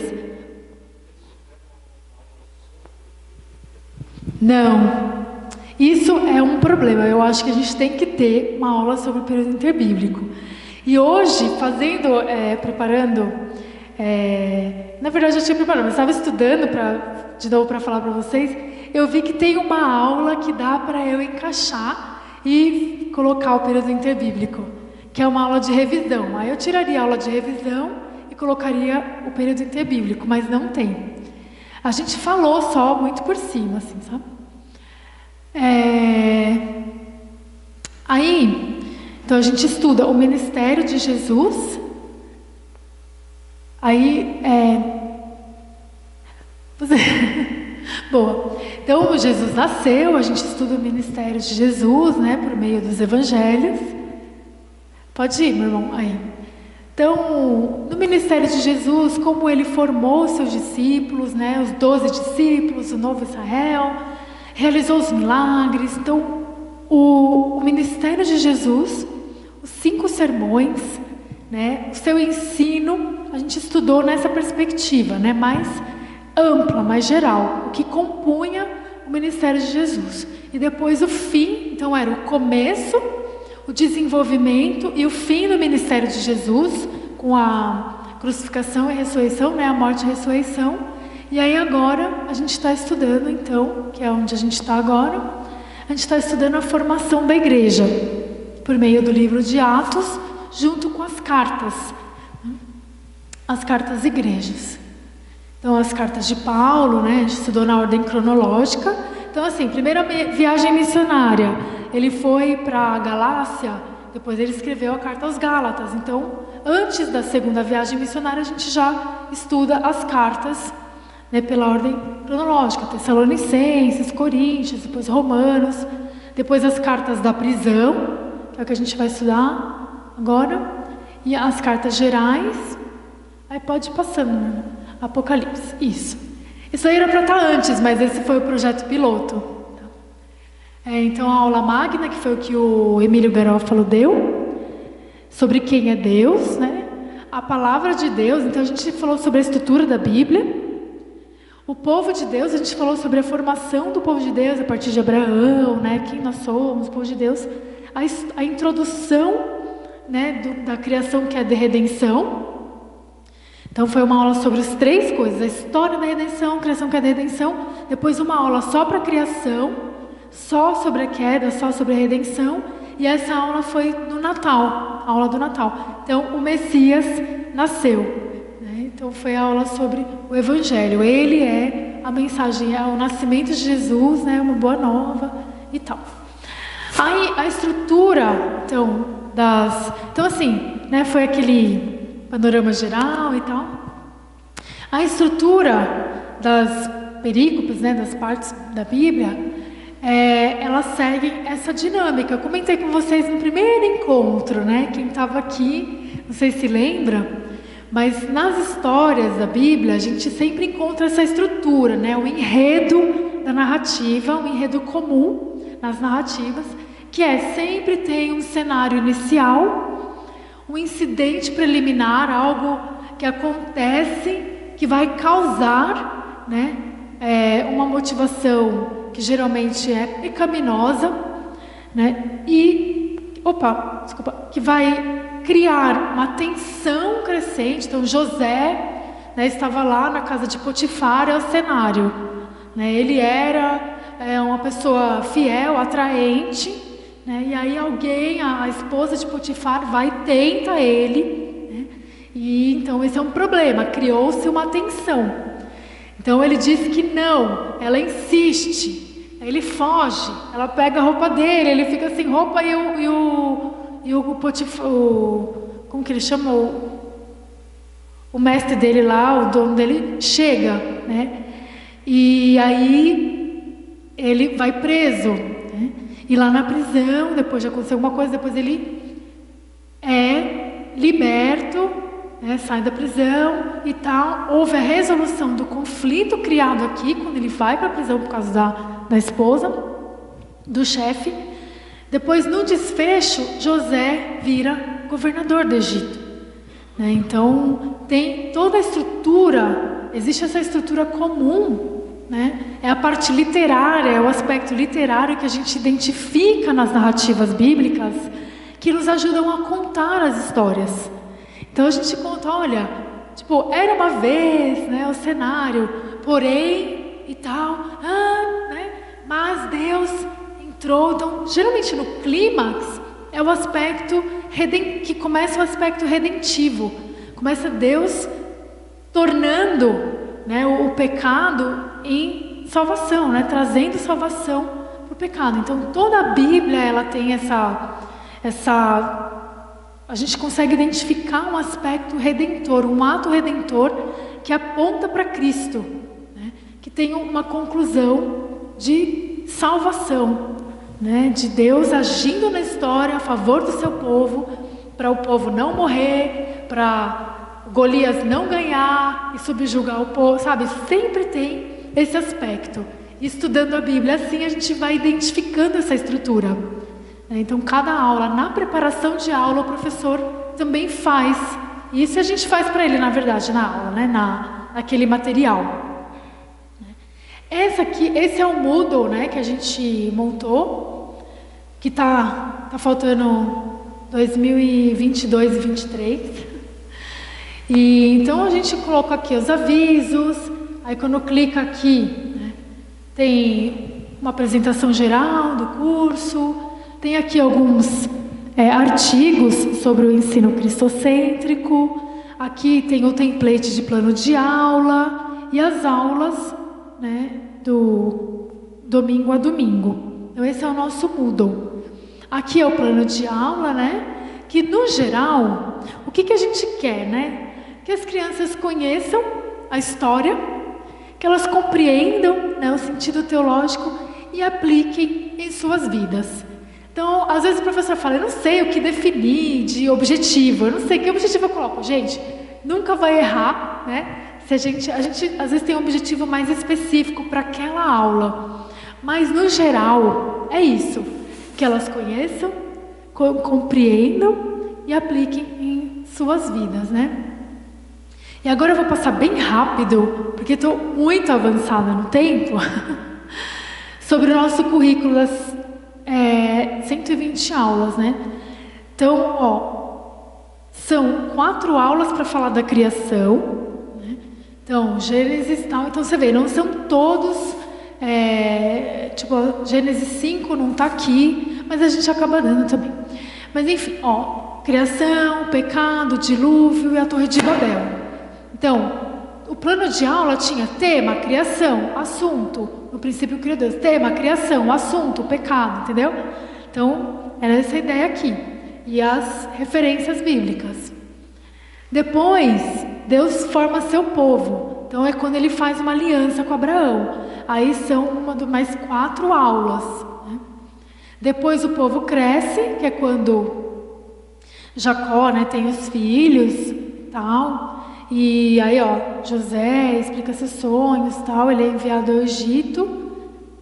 O povo de Deus no Egito, que é quando ele já está no Egito, ele é salvo da sua família. Deus ouve seu povo, Moisés nasce, Deus protege seu povo, as pragas do Egito. Então aqui já começa Êxodo. Então são 13 aulas para Gênesis. Tá? Depois, em direção à Terra Prometida, quando o povo é liberto do Egito, da escravidão.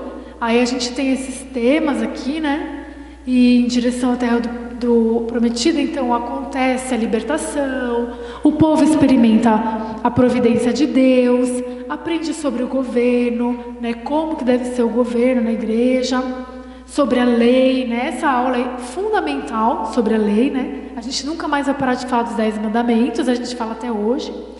Aí o bezerro de ouro, a adoração no deserto, o tabernáculo, Levítico, o dia da expiação. Depois, vagando no deserto, os espias, a cobra de bronze, a despedida de Moisés.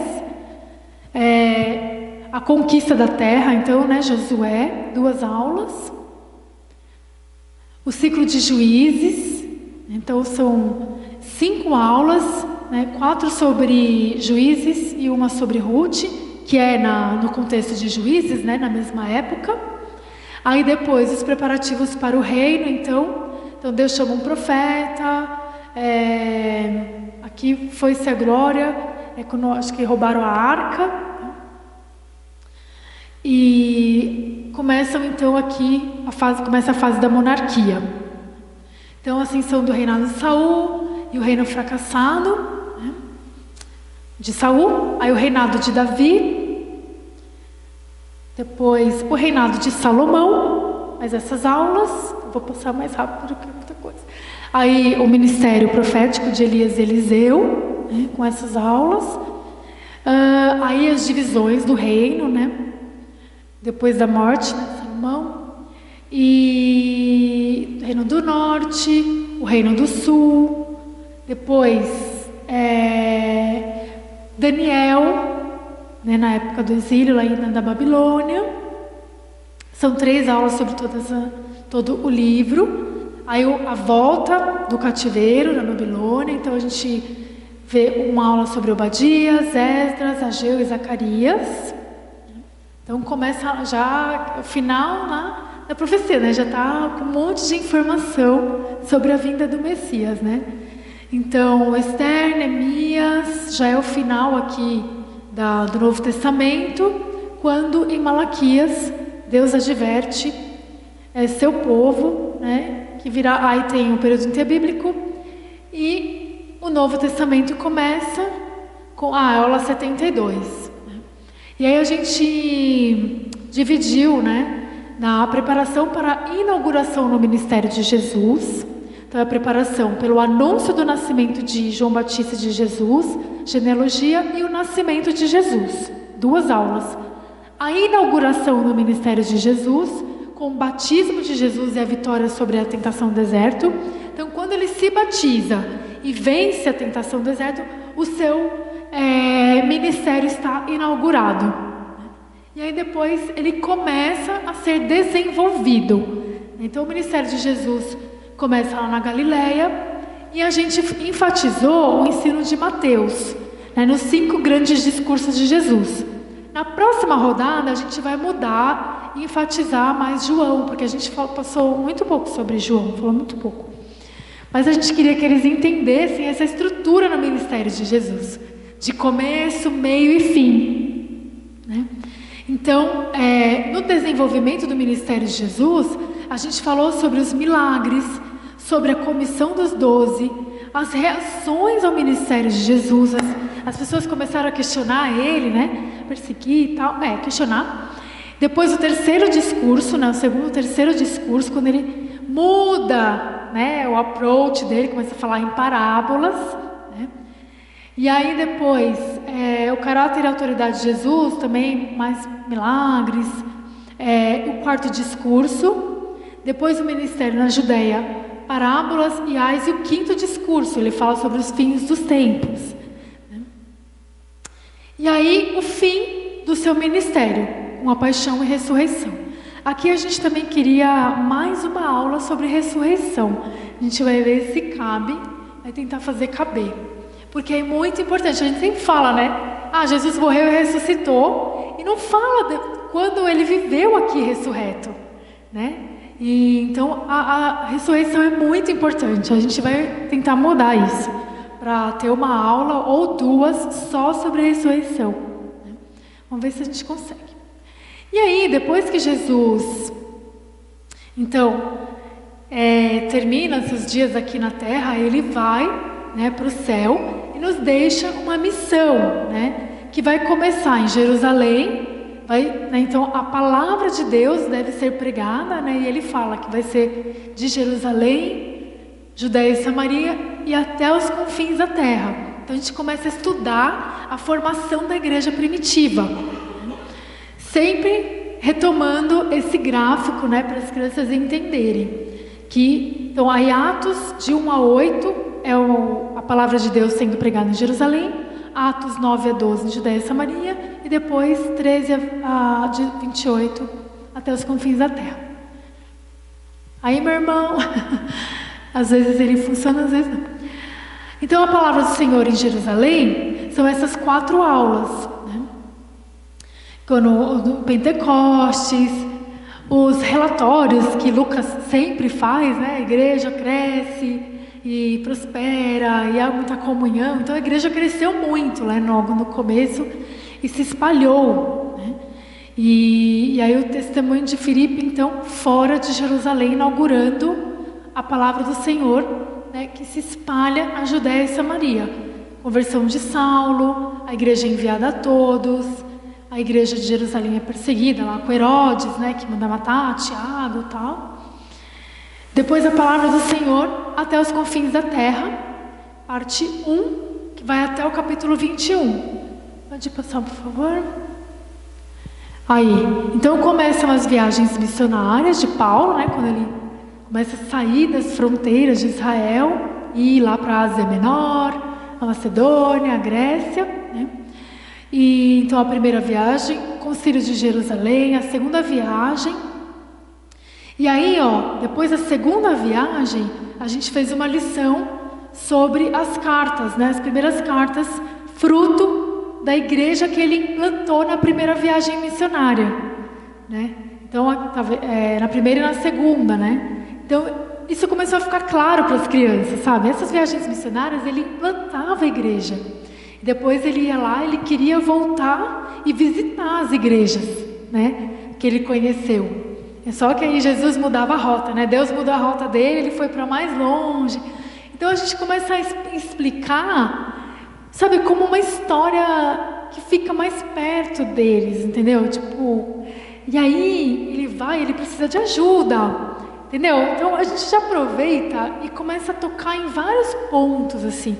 Olha, precisa de missionários transculturais. Aí veio um missionário na nossa igreja, que ele e a família estão em Moçambique. Então a gente fez uma aula especial em que ele contou como que ele evangeliza lá em Moçambique. Então foi bem legal, assim, que a gente fez esses paralelos, aí levantou recursos para ele e tal, né? Tá, aí a terceira viagem missionária. Depois ele escreve... Ele ficou um tempo lá em Corinto, né? Ele implantou a igreja lá. Depois ele fica sabendo dos problemas e escreve a carta aos Coríntios. Então ele fala, né, sobre a divisão da igreja, né? Ele dá, né, naquelas partes de Coríntios em que ele dá instruções específicas e depois termina aqui com os dons e o amor, né? Fala sobre amor. Então, por exemplo, para os bebês, o escopo foi só 1 Coríntios 13. Falava sobre o amor, porque eles a gente tinha que condensar, entendeu? Então, para os maiores a gente já falou tudo, mas a gente vai dentro desse escopo, desse assunto e tema, adaptando para cada aula, para cada sala. Aham.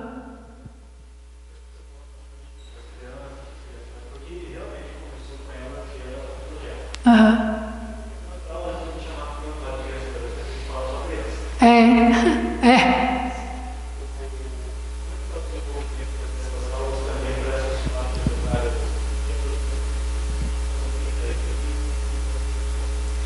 Ah, sim, isso.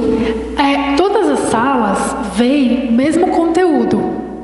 Então os bebês, eles, como eu falei, né, os bebês eles vão ver aqui, no caso, eles viram só sobre o amor, a importância do amor na igreja e tal, né? Os dons e tal. Mas os adolescentes, eles têm a aula deles com todo o escopo. E da mesma forma, a gente passa para eles na segunda-feira, antes do domingo, a passagem. Na verdade, eles têm todo o currículo, a igreja toda já sabe todo o currículo. Então, só que a gente vai falando, domingo que vem é a aula tal, né? E aí eles leem em casa e domingo, na aula, todo mundo com a Bíblia aberta e o professor conduz a aula dessa maneira, contextualiza, expõe, né? E aí com mais leitura. A gente também fez uma coisa recentemente que está legal, é que a gente comprou uma Bíblia grande. Sabe essas Bíblias de anotação? Então a sala dos adolescentes, elas têm uma Bíblia de anotação. que cada aula, um dos adolescentes registra naquela parte de anotação, de alguma forma. Tem um menino lá que ele é desenhista. Ele é adolescente, mas ele tem ele faz curso, ele desenha muito bem. Então ele desenha na Bíblia. Tem uma menina lá que ela gosta de mapa mental. Então ela faz o mapinha mental lá na Bíblia. E aí eles vão fazendo conjuntamente os registros na Bíblia. Para que eles... Porque assim, todo professor fica, que atividade que eu faço, né? Aí chega para os adolescentes e ele fala, que atividade que eu faço para o adolescente para não ser boba, né? Então, como eu não dou conta de ficar criando muita atividade, eu dei essa sugestão. A gente comprou uma Bíblia grande, que tem espaço do lado, e aí cada domingo eles registram. Tem domingo que não sai muita coisa assim, sai só umas palavras, uns tópicos, porque cada domingo é um adolescente que registra. E às vezes vai um adolescente só. E aí é só ele que vai registrar. E aí ele fica tímido. Eu não sei. Põe aí, escreve tópicos. Mas alguma coisa sai, assim, entendeu? Então é isso. Os adolescentes, eles têm a aula expositiva, né? Nesse esquema aqui, do GRIDS. Tá? Contextualização, exposição e aplicação. Né? Mesmo esquema. Só que eles leem mais do que os menores, né? Aí, a parte 2, ainda na parte 2, 2 Coríntios, depois Romanos. Foi muito legal, né, estudar Romanos, porque aí a gente estudou também assim, olha, Paulo, no final da 3ª viagem missionária, ele olhou para o mapa e pensou, acho que eu preciso ir mais longe, né? Sabe uma coisa assim? Para ficar bem contextualizado. Eu acho que, então, né, eu vou para Roma, para Espanha. Né? Então a ideia dele era ir para Espanha. Mas antes de ir para Espanha, eu vou passar em Roma. E ele não conhecia a igreja de Roma. Eu vou passar para Roma. Lá eu vou conseguir apoio financeiro do pessoal de Roma, da igreja de Roma. Vou conhecer os irmãos de Roma. E de lá eu vou para a Espanha. Esse era o plano de Paulo, né? Que ele conta na carta. E aí fica, mas como que ele escreveu uma carta para eles? Se ele nem tinha ido lá, ele não conhecia. Não, ele conheceu alguns romanos em uma outra viagem que ele fez. Ele conheceu Priscila e Áquila. Priscila e Áquila eram romanos. Né? E que eles saíram de Roma, foram parar em Corinto por causa de perseguição aos cristãos em Roma. Né? Mas como surgiu a igreja em Roma? Lembra que Estevão foi martirizado? Daquele martírio, muitas pessoas fugiram. E a igreja de Deus se espalhou em vários cantos da terra. Antes mesmo disso, no dia do Pentecoste, né? Lá naquela lista de pessoas que estavam no dia do Pentecoste, haviam romanos. Então pessoas de Roma, que estavam lá no dia do Pentecoste, abriram igrejas em Roma, né? Então assim, você vai conectando tudo e vai, nossa, entendi. Então é amigo que apresentou, que veio, sabe? E aí ele escreveu para eles, e aí ele vai lá conhecer pessoalmente agora, né? E aí o que ele está escrevendo para esse povo? Sobre o Evangelho, né? O que ele está escrevendo sobre o Evangelho? Sobre o poder do Evangelho. O tema da carta está bem aqui no começo, em Romanos 1, né? Então, ele escreve para eles que, olha, todos pecaram e carecem da glória de Deus. Todos estamos perdidos, judeus e gentios, mas nós fomos justificados pela fé, né? E aí no corpo da carta ele fala que nós devemos viver uma vida de santificação. E no final da carta ele fala sobre questões práticas de como lidar com os inimigos, como lidar com pessoas mais fracas na fé, como lidar com as autoridades. Então essa semana, faz 2 semanas que foi essa aula, as crianças tinham que fazer alguma coisa durante a semana que demonstrasse, né, que elas entenderam que todos pecaram e carecem da glória de Deus, que fomos justificados e devemos viver uma vida santa. Então eles tinham que identificar e escolher alguma orientação prática de Paulo. Quem que tinha que fazer isso? Os pais. Então a gente falou: pais, identifique uma ou duas orientações de Paulo aqui nessa parte da carta e fale para o seu filho, oriente o seu filho, ajude o seu filho a fazer, a praticar durante a semana. Então tinha lá, suportar os necessitados, não é? Dar suporte aos necessitados, suportar os fracos na fé. Então muita coisa que surgiu foi criança ajudando os pais. Então veio foto de criança limpando a casa, um monte limpando a casa, arrumando o quarto. Teve umas duas crianças lá que eles fizeram cookies para entregar no condomínio. Então isso foi muito bonitinho. Eles fizeram cookies, aí tinha até um lá que tava assim, né, pegando o cookie. Aí a irmã dele tipo assim: não pode, é pro próximo, é pro outro, né? Então eles entregaram para outras pessoas do condomínio. Tinha uma criança que tirou a foto dela ajudando a avó a descer uma rampa. Então a avó não conseguia sozinha, ela ajudou. Então tudo isso foi dito para a criança: você está fazendo uma coisa prática, você está praticando a mensagem do Evangelho, né? Isso glorifica a Deus. Esse estilo de vida é um estilo de vida de santidade, né? Em que você faz pelo próximo, em que você ajuda o próximo, que você suporta os necessitados. Então, foi legal, assim. Agora, essas coisas vão surgindo, né? Ao longo da caminhada, as ideias vão surgindo, né? Então, cada igreja vai ter uma ideia, de acordo com o seu perfil. E aí, então, estamos terminando, né? A palavra do Senhor... tá. Aí, aqui é quando Paulo dá o testemunho lá, né? Ele volta da terceira viagem missionária, vai para Jerusalém, e lá ele é preso, né? Só que ele fala: ei, vocês não podem me prender sem julgamento. Eu sou cidadão romano, né? Eu tenho direito ao julgamento. Então tá, vai para o governador. Não, aí eles falam: tá, vai lá para o Sinédrio, explica, vamos tentar entender por que Paulo causa tanto, né? Aí ele causa lá, quase é morto, vai para o governador Félix, depois vai para o governador Festo, depois fala para o rei Agripa. Então essa é a aula de amanhã, em que Paulo vai pregar em todas as circunstâncias. Ele está no Sinédrio, ele prega, ele vai para o governador, ele fala, ele conta sobre a conversão dele 4 vezes, né? Em todas as circunstâncias, Paulo não perde a chance de pregar, né? E então é um ensinamento, né? E aí a última aula, que amanhã é essa aula para os adultos.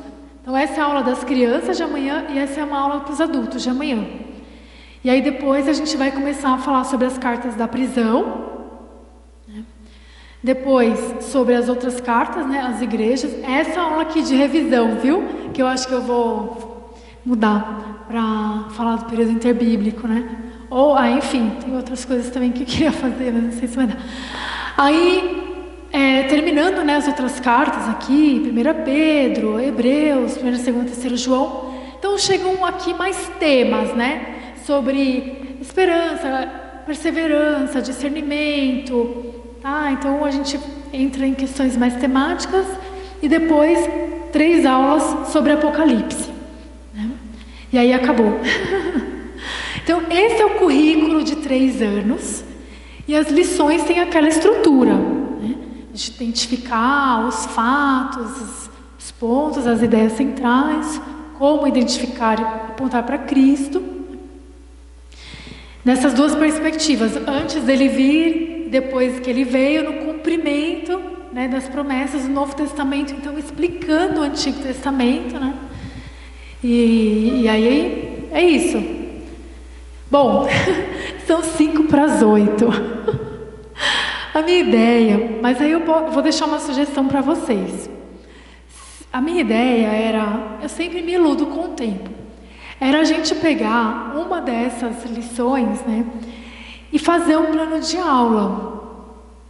Mas eu posso sugerir para vocês, a gente pode conversar lá informalmente agora, Mas eu posso sugerir, se vocês quiserem fazer agora, a gente faz, mas eu posso sugerir que vocês façam entre vocês, né? Escolham alguma lição e façam, identificando o tema. Aí eu mando, né, alguma lição, porque isso vai começar o ano que vem só, né? Vocês vão começar só o ano que vem.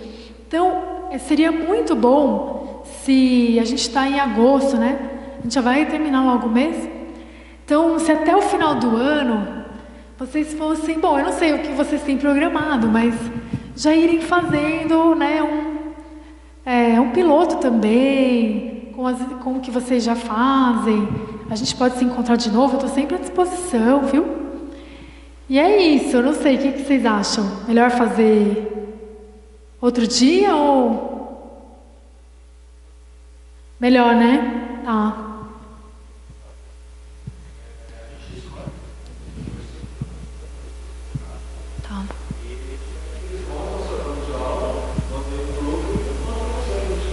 Legal, tá. Lá na igreja os professores fazem e colocam no grupo dos professores. Aí eu e o pastor, a gente dá os feedbacks. E aí, às vezes um cola do outro. Eu falo, nossa, gostei daquela música, vou colocar no meu plano. Aí é muito gostoso, a gente fica bem interativo, assim. Então, é isso, gente. Alguma dúvida? Foi útil para vocês? Né? Tudo bem? Com aquela explicação, a primeira folha explicando, né, os objetivos, qual que é a parte que vocês, acho que já ajuda bastante, né? Agora, já passo a palavra para você. Agora, o ideal é realmente se aprofundar no que é a interpretação cristocêntrica, né? Isso vai estar explícito em cada material, cada lição vai falar, né? Então, é com o tempo que a gente vai aprendendo, né? Até que a gente para de pensar nisso como um método e vira um pensamento mais, sabe, natural, né? Fica muito legal, assim, a gente vai amadurecendo. Fala, minha irmã.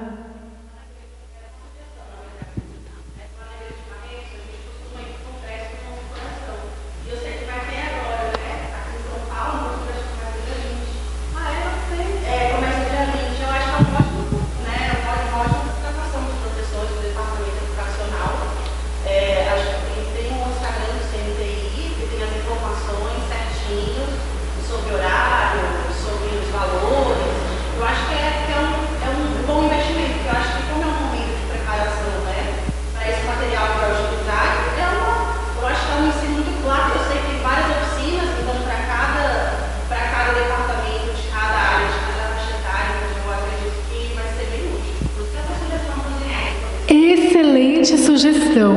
Inclusive, assim, da gente ter comunhão com vocês, né, de outras igrejas. Então, por exemplo, os professores da Barra Funda a gente se encontrar nesses congressos, né, e trocar ideia, ia ser maravilhoso, né?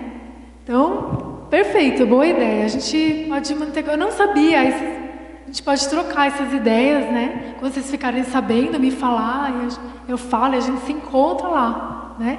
Vou passar a palavra para você. Muito bem, meus irmãos. Muito obrigado, Renata. Nossa. Depois a gente podia